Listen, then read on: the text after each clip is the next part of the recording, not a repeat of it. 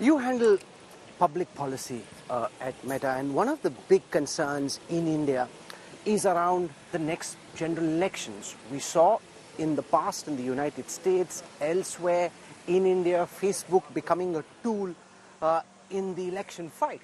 What are the lessons that you've learned globally and from your past experience in India about ensuring that Facebook is as fair, as bipartisan a platform building up to the next general elections?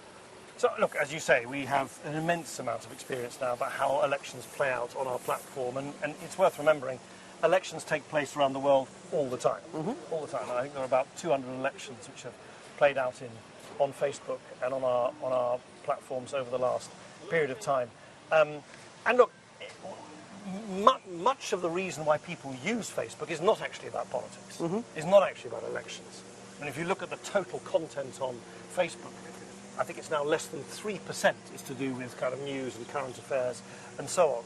And yet, of course, we need to ensure that when people want to share political content and when there's the kind of all the arguments and the back and forth, that is done, as you say, firstly, that we are a neutral, as far as political opinions are concerned, we are a sort of neutral arbiter. Of course we are. We're a tech company. We're not a political party. But crucially, that it's done as safely and sensibly as possible. We now have dedicated teams.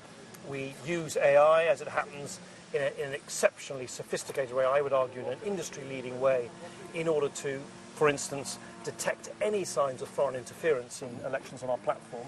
And we're determined to do this all over again here in India in the forthcoming Indian elections, much as we are in the United Kingdom elections next year or the US presidential elections next year as well. This is a constant, always-on kind of, work for us.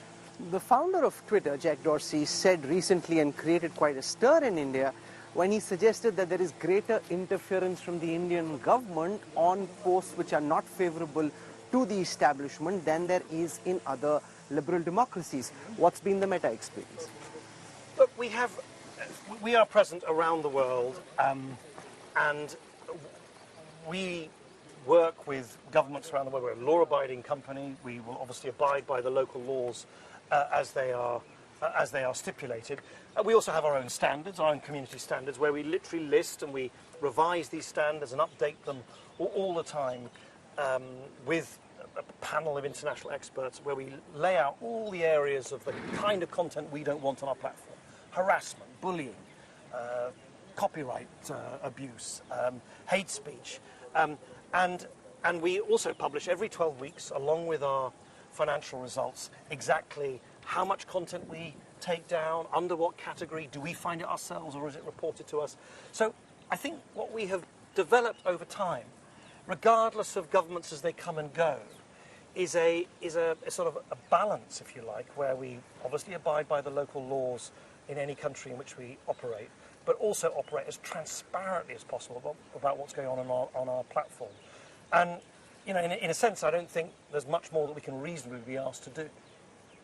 You're a politician, and you have the ability I'm not a politician. I was once a politician. Navigate tricky questions very smoothly. It didn't really answer my question. When it comes to interference from the government, is there more or less similar amount of interference as there in other countries? No, I don't answer because I don't have a sort of league table in my head about.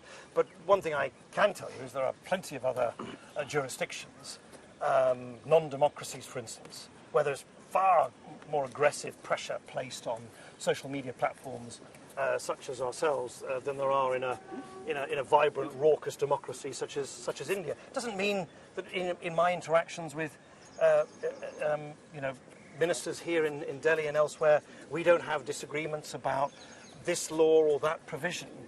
But that's the normal give and take between a private sector company, even a big one such as Meta, and the sovereign right of every government, particularly the government of, perhaps most especially the government of this great country, India, to make rules which sort of suit the local conditions of India itself.